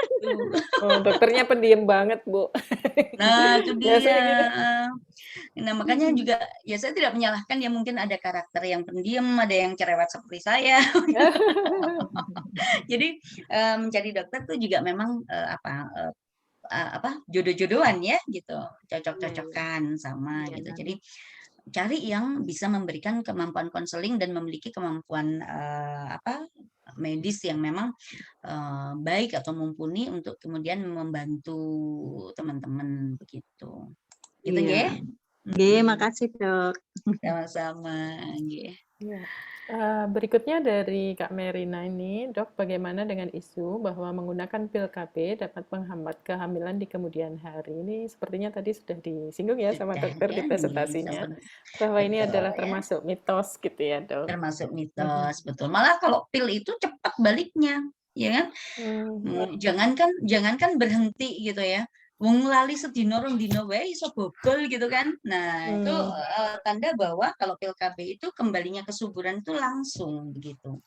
Nah, makanya kalau misalnya udah ini saya pil KB udah lepas 3 bulan atau udah lepas 1 tahun kok enggak iso hamil. Nah, harus dicari penyebab yang lainnya nih kayak tadi itu gitu. Ya. Berikutnya, dokter izin bertanya, kalau vasektomi kan menghambat cairan sperma, apakah nantinya akan menimbulkan penumpukan sperma yang dapat mengakibatkan penyakit? Nah, itu tadi yang saya sampaikan ya. Jadi kalau pada vasektomi yang dihambat bukan cairannya tapi spermanya, gitu. Ya, jadi orang dengan vasektomi ya, dia tetap bisa ejakulasi, yang dikeluarkan hanya cairan semen ya, cairan semen. Spermanya dia tidak keluar gitu karena terhambat oleh ikatan tadi. Nah, terus spermanya kemana? Spermanya akan direabsorpsi, jadi akan diabsorpsi sendiri atau diserap sendiri oleh tubuh.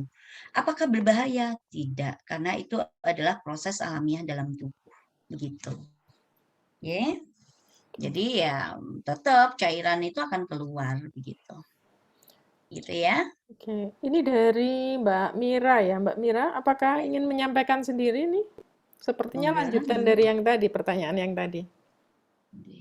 Halo Mbak Mira. Boleh maaf, saya tadi sama nyambi meeting soalnya. Ya, silahkan Mbak. Kemarin itu kan saya konsul, Bu. Saya kaget juga loh kok dikasih pil KB lah nggak bisa hamil gitu. Jadi saya ini kan belum hamil lagi setelah 12 tahun. Sempat hamil tapi keguguran gitu, Bu. Waktu saya didiagnosa terkena endometriosis ini, saya kaget juga loh.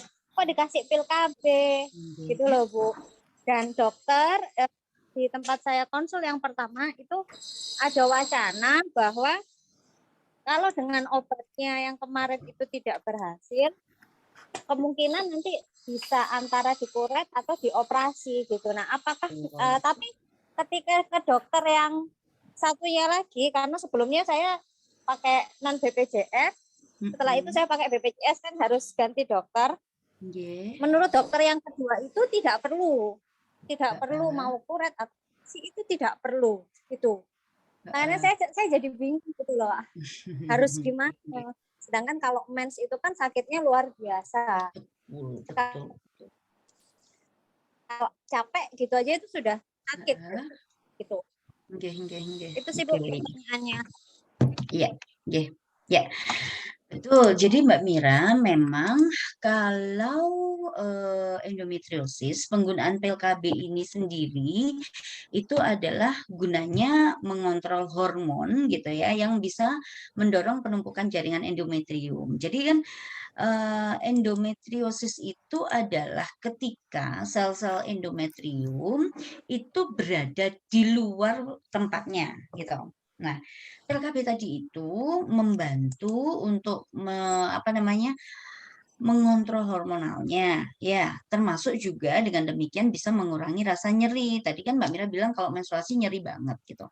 Nah, tapi apabila Mbak Mira kemudian pengen untuk punya anak, maka yang tadi disampaikan bahwa kalau memang tidak bisa dikontrol dengan pil KB, memang harus dilakukan kuretase. Nah, tapi kuretase ini juga dilihat juga wilayah atau luasnya si endometriosisnya tadi, begitu. Karena pada beberapa kondisi, kalau dia memang terlalu luas, maka memang sangat sulit untuk terjadi kehamilan gitu.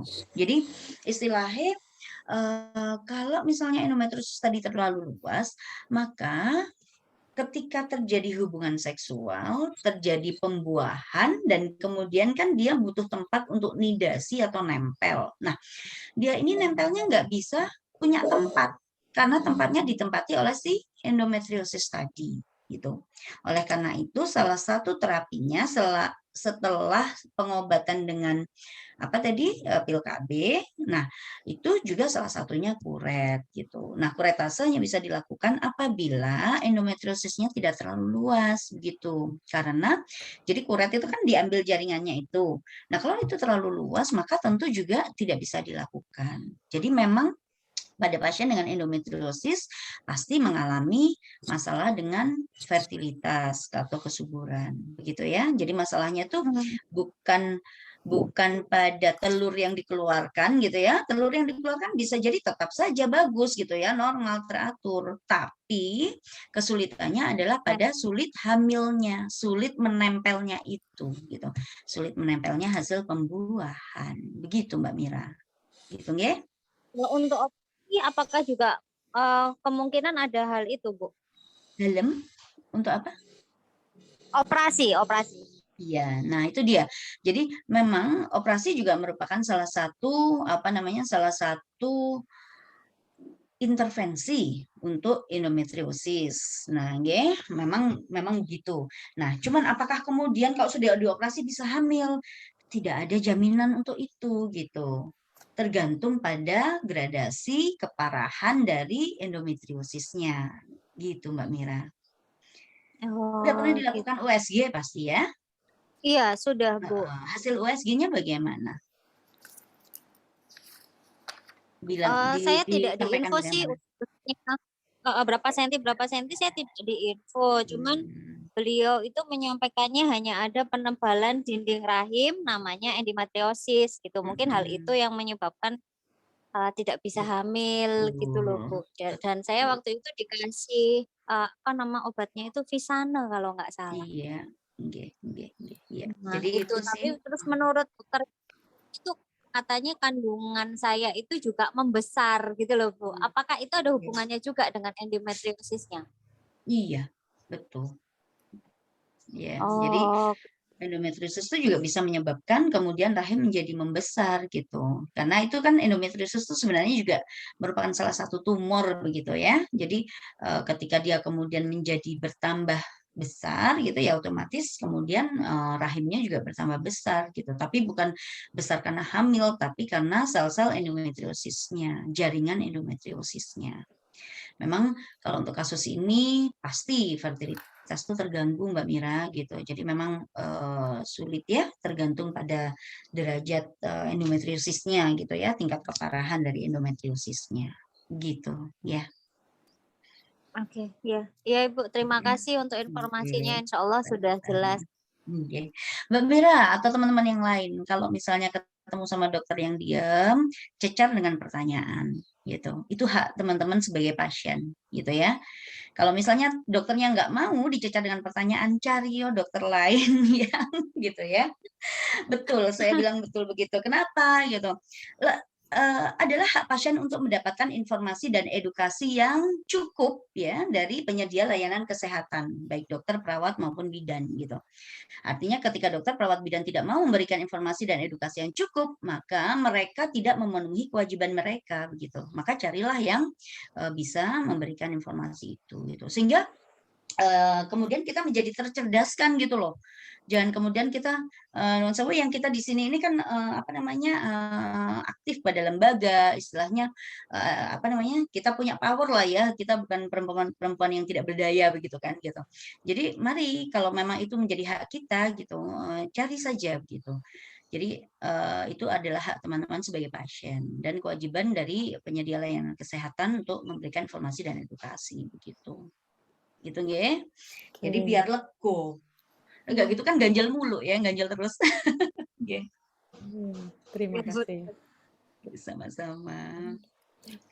Dokter, pertanyaan nih saya dok ya. Terus terang Safi Amira ini belakangan ini ada kayak misalnya kasus-kasus seperti pemaksaan aborsi, terus kemudian ada juga ya mereka yang hamil tapi belum menikah itu kan seringkali ada kemudian persoalan-persoalan sosial yang menyertai ya dok. Nah di antara para remaja ini sebenarnya ada juga yang bertanya ke Safi Amira, apakah memungkinkan bagi mereka itu untuk mengakses alat-alat kontrasepsi ini selain kondom dok? Kalau kayak gitu prosedurnya seperti apa ya dok?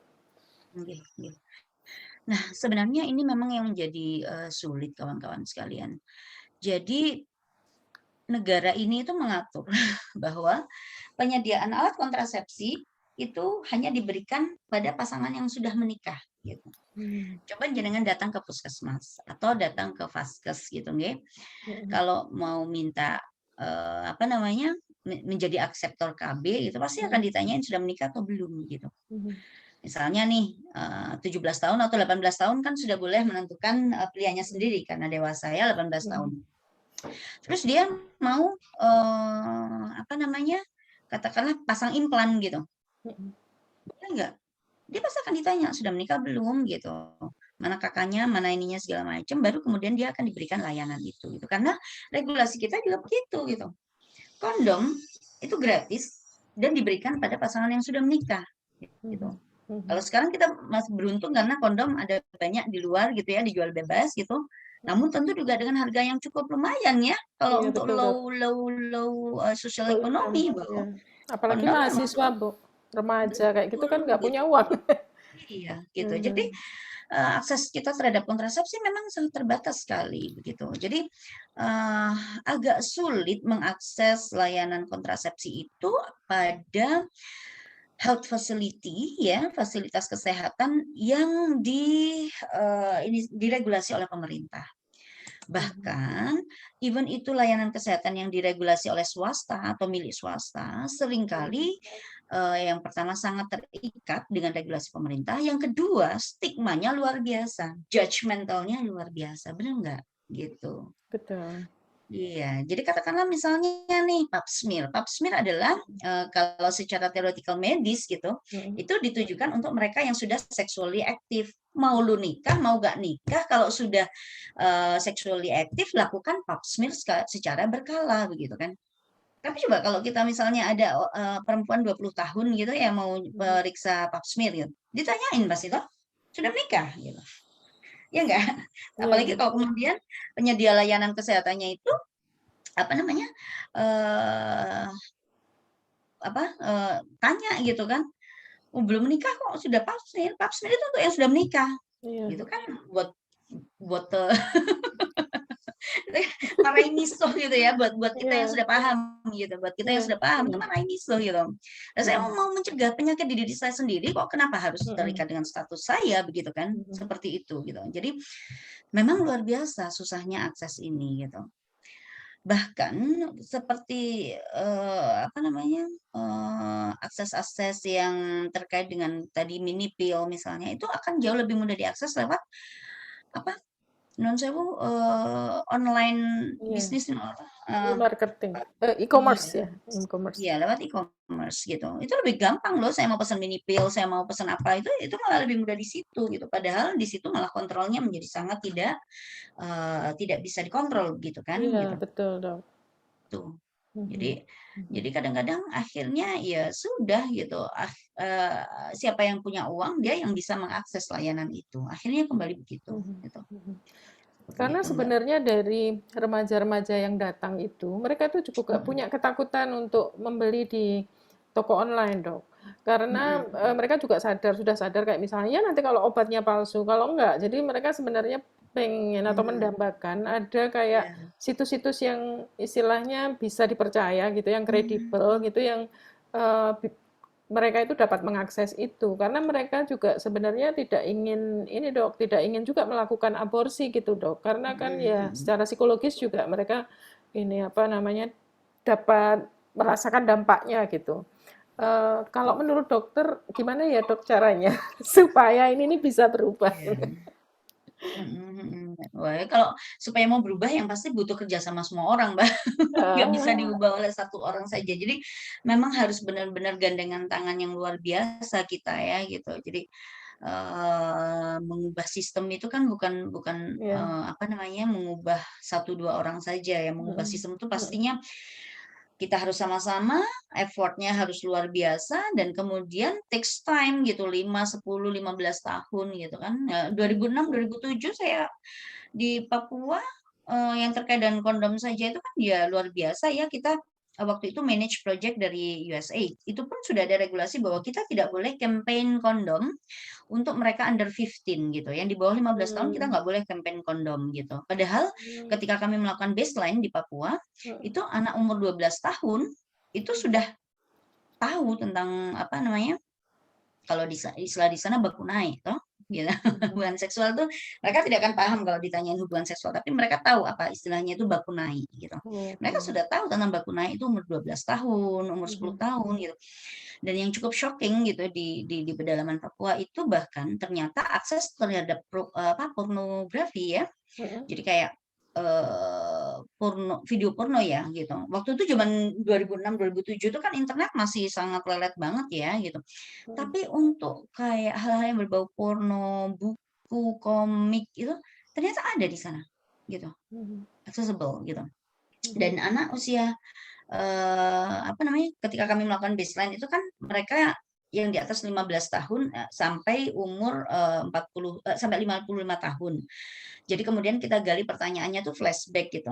Jadi pernahkah berhubungan seksual begitu pertama kali melakukan pernahkah bekunai begitu. Bekunai kapan pertama kali gitu? Udah umur 10 12 tahun gitu. Jadi bagaimana mungkin gitu anak umur 10 sampai 12 tahun kok yang di Papua, yang di Jawa saja umur 10 sampai 12 tahun kalau kemudian terjadi hubungan seksual itu kan mereka nggak paham. Mereka hanya meniru apa yang mereka lihat. Mereka tidak paham efeknya, dampaknya itu. Nah, itu 2006 2007 di Papua itu sudah ada jawaban-jawaban seperti itu gitu. Jadi kebayang banget ya. Dan akses terhadap kontrasepsi ya jangan harap gitu. It's a zero, big zero gitu. Seperti itu. Jadi memang sulit sekali dan kalau kita mau ya pasti harus masuk ke semua lini gitu. Mungkin di perindustrian iya, mungkin di kebijakan yang pasti ya di pemerintahan iya gitu dan harus jalan semua. Gitu sih Mbak. Kalau saya yang paling mentok adalah saya memberikan edukasi secara berkelompok kepada anak-anak, kepada remaja begitu ya. Dan itu penting sekali, bahkan anak saya yang umur 8 tahun pun itu sudah tanya loh kemarin itu gitu. Yang harus kita jawab dengan benar-benar hati-hati ya. Dia tanya, "Mama, bolehkah laki-laki menikah dengan laki-laki?" begitu. Noh, anak 8 tahun sudah bertanya seperti itu gitu. Jangan sampai kemudian ketika anak kita tanya seperti itu marah gitu. Ya kalau anak kita marah dia langsung shut down, menutup diri dan dia akan tanya pada orang lain gitu. Jadi saya waktu itu kaget kan, loh kok takut gini gitu. Tapi oke, keep calm gitu. Saya tanya, kenapa kakak bertanya begitu gitu. Dia bilang, iya mama kan perempuan, ayah laki-laki, terus menikah. Tuh, kalau laki-laki dengan laki-laki atau perempuan dengan perempuan tuh bisa begitu. Nah, seperti itu. Jadi anak umur 8 tahun itu sudah bertanya begitu. Pernah juga pada waktu sama teman-teman KPUK di Malang itu kami bikin workshop ya, salah satu beberapa peserta itu adalah guru SD gitu. Nah, anak kelas 3, kelas 4 itu juga sudah mulai bertanya yang terkait dengan seksualitas. Gitu. Jadi sulit ini gitu lah. Maka kita harus berperan pada bidang kita masing-masing gitu. Saya kalau yang bisa saya lakukan adalah memberikan edukasi berkelompok atau pada special case adalah memberikan konseling pribadi gitu ya, 101 atau dengan 2 atau 3 orang gitu. Yang saya bisa memberikan pemahaman gitu, pemahaman yang terkait informasi yang benar sehingga mereka kemudian diharapkan bisa mulai hati-hati, mulai aware gitu. Lah kan soalnya kalau kita sering kan tanya ketika anak kita tanya terus habis itu jawab, "Wah, saya cilik aja takon saya ngono-ngono." Burung wayahe gitu. Pernah nggak teman-teman jawab kayak itu? Yang sudah punya putra berapa di sini? Kalau anaknya tanya, pernah nggak menjawab gitu? Kalau seperti itu sudah wassalam deh gitu. Kalau dia kemudian menutup diri sama kita ya jangan salahkan dia karena kita yang menutup pintunya gitu. Gitu. Itu sih Mbak. Sulit ya memang, sedih banyak kasus memang. Ya mudah-mudahan ini di dunia pendidikan ini ada kayak pusat pembentukan karakter itu ya Dok. Siapa tahu nanti materi-materi seksualitas, kesehatan reproduksi itu bisa dimasukkan oleh teman-teman gitu. Betul. Dan itu harus mulai dini gitu loh, dari TK bahkan. Nah kalau kita, kalau teman-teman dengar sexual education aja kan udah langsung alergi. Masa anak TK kayak pendidikan seksual ya, amplop gitu. Padahal pendidikan seksual pada anak TK itu bukan yang macam-macam, dia hanya kita kasih tunjuk gitu loh, organ mana yang misalnya tidak boleh disentuh oleh orang lain, organ mana yang harus dijaga baik-baik. Kalau misalnya ada yang nakal, sentuh-sentuh atau paksa, maka harus lapor ke siapa. Nah, hal-hal semacam itu, bukan kemudian ngasih tahu tentang hubungan seksual, enggak lah pasti. Nah itu loh. Ya, betul. Makanya saya tadi tanya ke teman-teman, ketika saya menggunakan kata-kata penis, vagina, testis, apakah teman-teman merasa nyaman atau tidak gitu? Karena banyak yang alergi dengan kata-kata seksual gitu. Ngomongin seks aja udah langsung kaget gitu. Maaf Bu Nur, tapi itu kan kejadian di kantor WCC Jombang saya. Kalau Oke. kita ngisi sosialisasi di sekolah-sekolah yang berbau Islam, kita bilang pacar saja itu tidak boleh. Itu Oh. tabu. Betul. Apalagi kita mau ngasih ke kesehatan reproduksi ya. Ya kita didepak mungkin tidak boleh masuk. Betul, betul Mbak Nurul, betul. Jadi apa? Istilah reproduksi saja itu sudah bikin mereka alergi gitu loh. Jadi angel kalau kita mau ngasih apa ke anak-anak kita, padahal ini ya teman-teman pasti udah pernah dampingi ya, kasus pelecehan seksual pada anak TK itu juga terjadi loh gitu. Mhm. Pada penelitian saya yang 2019 itu saya kan melakukan apa namanya focus group discussion gitu, sharing dengan teman-teman apa stakeholder, dan ternyata pelecehan seksual itu pada anak TK sudah terjadi gitu. Anak TK dengan anak TK. Loh sekarang anak TK aku yo ngerti opo. Dia kan pasti melakukan itu dari apa yang dia lihat gitu loh. Artinya apa? Dari sejak TK pendidikan ini sangat perlu sekali gitu loh. Ada di sini ada yang di bidang ini enggak pendidikan enggak? Mungkin teman-teman ada yang di Diknas atau Dikbud nggih, Dikbud ya sekarang. Mungkin ada yang di Dikbud gitu. Nah, ini harus kita apa namanya? Harus kita butuh kerja kuat bareng nih kita ke Dikbudnya gitu ya. Mhm. Terus ke yayasan-yayasan saya tidak terlalu paham dengan apa sistem di kependidikan dasar begitu nggih. Mungkin teman-teman yang apa namanya di bidang itu bisa memiliki terobosan yang bisa kita kerjakan sama-sama gitu. Ya, ini Saya akan ada coba. Mbak Nggih. Kosiah dari Gresik ini juga di pendidikan juga ya kayaknya. Nah, nggih. Nah, mungkin Mbak Mbak Rosi bisa Mbak ngasih Mbak VA. wawasan. Mbak VA juga ya kayaknya ya. Nggih, Ya, nggih, tapi monggo. mungkin oke. Mhm. Kemudian juga Mbak Mira ini dengan KPAI pastinya sering ke sekolah-sekolah kayaknya. Nggih, nah itu Iya. loh. Iya Mbak, ini lagi di sekolah juga. Nah, Bener kan gitu. itu makanya. Gila, nggih. Jadi kalau saya dari bidang kesehatan, kalau misalnya saya dobrak ke bidang pendidikan kan nggih bukan jalurnya gitu. Jadi Mhm. teman-teman yang di bidang pendidikan bagaimana caranya mendobrak sistem tersebut gitu ya, memperbaiki. Nah, kemudian dari kontennya kami yang dari kesehatan bisa maju begitu. Itu pun kalau teman-teman perhatikan juga tidak semua tenaga kesehatan aware dengan hal itu gitu. Yang memiliki stigma dan diskriminasi yang tinggi ya terhadap apa namanya? Masalah yang terkait dengan seksual dan reproduksi itu juga luar biasa gitu kan. Jadi kita juga terhadap teman-teman yang tenaga kesehatan sendiri juga struggling gitu melawan stigmanya gitu-gitu tuh juga struggling pasti gitu. Gitu. Yeah. Baik dokter, ini ada 2 pertanyaan dokter yang belum dijawab. Ini jam 11:11. Silahkan ini mungkin 2 pertanyaan si Mbak Agnes, nggak apa-apa ya dok? Boleh saya izin 5 menit saja sebentar? Oh iya, iya. Oh boleh silakan dok.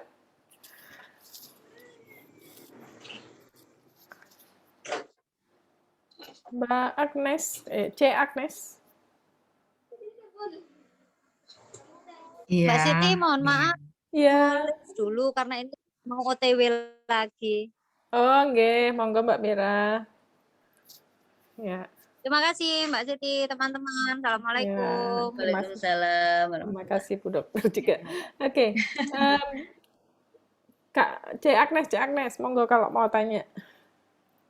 Ya dok, saya tuh karena saya dapat infonya ini agak simpang siur, ada yang nyuruh untuk ngelakuin, ada yang nyuruh nggak usah gitu ya. Jadi saya tuh mau nanya sebenarnya pap smear ini tuh apakah memang hanya perlu dilakukan untuk mereka yang seksually aktif atau bagaimana? Iya. Jadi kita ke tujuan pap smear dulu ya Mbak Agnes ya. Jadi tujuan pap smear itu adalah untuk melakukan screening gitu. Untuk kita melihat apakah di dalam di leher rahim kita itu ada sel-sel yang mencurigakan, nakal begitu ya. Sehingga kemudian perlu kita waspadai. Karena kalau kita tahu bahwa kanker leher rahim atau CA cervix itu menjadi pembunuh nomor 1 gitu. Pembunuh nomor 1 untuk perempuan. Nah, oleh karena itu screeningnya adalah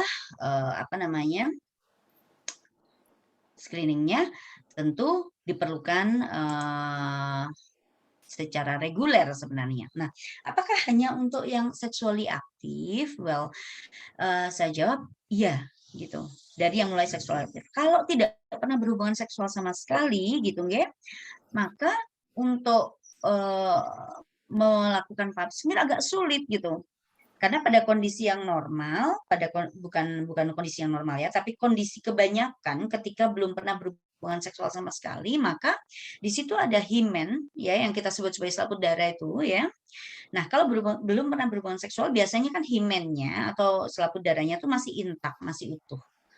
Nah, kalau jadi pap smear itu ya, itu kan memasukkan kayak teman-teman boleh bayangkan cotton bud tapi yang panjang ya, yang kemudian dimasukkan begitu nggih, kemudian kita goserkan pada leher rahim sehingga kemudian sel-selnya nempel di situ, baru kemudian kita lakukan pemeriksaan. Nah, kalau misalnya dia tidak pernah berhubungan seksual, selaput darahnya utuh gitu, maka pertama itu menjadi sulit untuk mengambil jaringan tersebut. Yang kedua, kalau kita paksakan maka akan terjadi perobekan. Dan yang ketiga, resiko CA cervix itu adalah pada mereka yang seksually aktif dan meningkat resikonya ketika terjadi atau memiliki multiple partner seksual, begitu. Jadi kalau yang tidak pernah berhubungan seksual itu biasanya resiko CA cervix-nya rendah, gitu ya. Jadi resiko kanker serviks itu yang pertama adalah satu, dia seksual secara aktif, kemudian multiple partner seksual ya, jadi partner seksualnya berganti-ganti. Kemudian yang ketiga adalah berhubungan seksual dini. Ya, ini yang saya khawatir sekali gitu ya, bahwa adik-adik kita itu banyak yang sudah melakukan hubungan seksual gitu ya, bahkan pada saat sebelum mereka menstruasi gitu. Itu kan berbahaya sekali. Jadi risiko mereka terjadinya kemudian CA cervix di kemudian hari menjadi sangat meningkat gitu. Nah, kalau misalnya belum berhubungan seksual, ya nggak usah gitu, karena resikonya menjadi sangat rendah. Nah, namun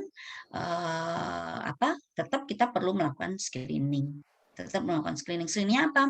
Screening pada bagian tubuh yang lain, misalnya pada payudara dengan melakukan sadari ya, pemeriksaan payudara sendiri begitu untuk men-screening tumor atau kanker payudara gitu. Jadi memang kalau untuk pap smear peruntukannya adalah itu tadi resikonya yang punya resiko CA cervix. Begitu ya Mbak Agnes ya. Oke. Baik, Dan lagi terima kasih sudah jelas. Ya. Kalau misalnya ada yang belum pernah berhubungan seksual kemudian minta pap smear, itu yang pap smear bingung. Nah, saya butuh iki terus piye gitu. Saya butuh gitu. Nah, jadi biasanya kemudian kita berikan edukasi sebaiknya tidak melakukan pap smear gitu. Yeah. Tapi Dok, kalau misalnya kemarin anak saya juga bertanya, apakah saya perlu vaksin HPV? Iya, vaksin HPV. Itu perlu pap smear dulu atau enggak? Enggak perlu. Jadi vaksin HPV itu bisa langsung saja diberikan, tidak perlu harus pap smear dulu, tidak. Oke. Jadi dia mencegah. Jadi salah satu kanker serviks itu kan karena human papilloma virus ya. Jadi HPV itu adalah vaksin yang digunakan untuk mencegah gitu ya, mencegah infeksi HPV itu pada kita gitu. Jadi monggo langsung aja gitu, enggak ada masalah. Tidak harus di pap smear dulu, enggak harus begitu. Gitu nggih.